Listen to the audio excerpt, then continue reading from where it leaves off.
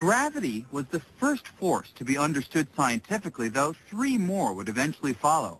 And although Newton discovered his law of gravity more than 300 years ago, his equations describing this force make such accurate predictions that we still make use of them today. In fact, scientists needed nothing more than Newton's equations to plot the course of a rocket that landed men on the moon. 11, this is Houston. Yet, there was a problem. While his laws described the strength of gravity with great accuracy, Newton was harboring an embarrassing secret. He had no idea how gravity actually works.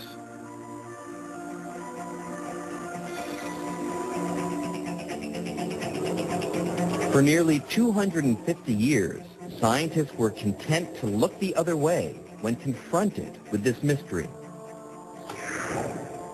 But in the early 1900s, an unknown clerk working in the Swiss patent office would change all that. While reviewing patent applications, Albert Einstein was also pondering the behavior of light. And little did Einstein know that his musings on light would lead him to solve Newton's mystery of what gravity is. At the age of 26, Einstein made a startling discovery, that the velocity of light is a kind of cosmic speed limit, a speed that nothing in the universe can exceed. But no sooner had the young Einstein published this idea than he found himself squaring off with the father of gravity. The trouble was, the idea that nothing can go faster than the speed of light flew in the face of Newton's picture of gravity. To understand this conflict, we have to run a few experiments. And to begin with, Let's create a cosmic catastrophe.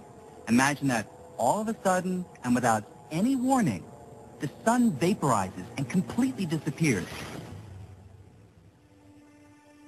now let's replay that catastrophe and see what effect it would have on the planets according to Newton.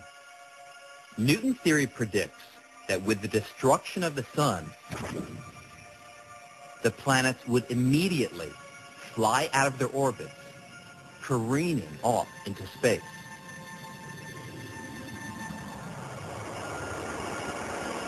In other words, Newton thought that gravity was a force that acts instantaneously across any distance, and so we would immediately feel the effect of the sun's destruction. But Einstein saw a big problem with Newton's theory. A problem that arose from his work with light. Einstein knew light doesn't travel instantaneously. In fact, it takes 8 minutes for the sun's rays to travel the 93 million miles to the Earth. And since he had shown that nothing, not even gravity, can travel faster than light, how could the Earth be released from orbit before the darkness resulting from the sun's disappearance reached our eyes?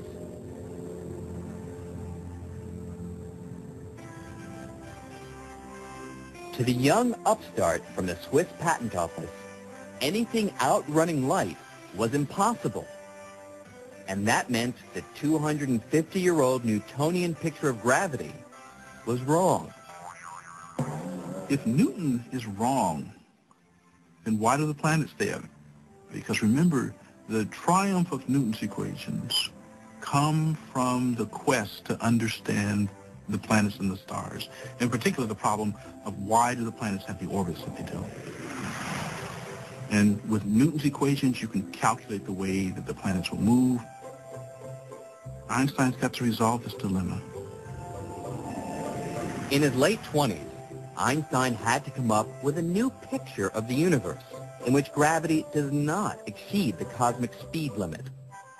Still working his day job in the patent office, Einstein embarked on a solitary quest to solve this mystery. After nearly 10 years of racking his brain, he found the answer. in a new kind of unification. Einstein came to think of the three dimensions of space and the single dimension of time as bound together in a single fabric of space-time.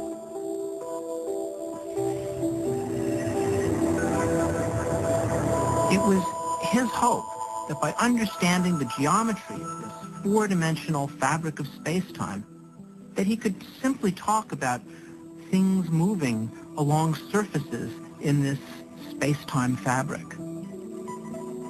Like the surface of a trampoline, this unified fabric is warped and stretched by heavy objects like planets and stars. And it's this warping or curving of space-time that creates what we feel as gravity. A planet like the Earth is kept in orbit not because the sun reaches out and instantaneously grabs hold of it, as in Newton's theory, but simply because it follows curves in the spatial fabric caused by the sun's presence. So, with this new understanding of gravity, let's rerun the cosmic catastrophe. Let's see what happens now If the sun disappears. The gravitational disturbance that results will form a wave that travels across the spatial fabric in much the same way that a pebble dropped into a pond makes ripples that travel across the surface of the water. So we wouldn't feel a change in our orbit around the sun until this wave reached the Earth. What's more, Einstein calculated that these ripples of gravity travel at exactly the speed of light. And so, with this new approach, Einstein resolved the conflict with Newton over how fast gravity travels. And more than that, Einstein gave the world a new picture for what the force of gravity actually is. It's warps and curves in the fabric of space and time. Einstein called this new picture of gravity general relativity. And within a few short years, Albert Einstein became a household name. Einstein was like a rock star in his day. He was one of the most widely known and recognizable figures alive. He and perhaps Charlie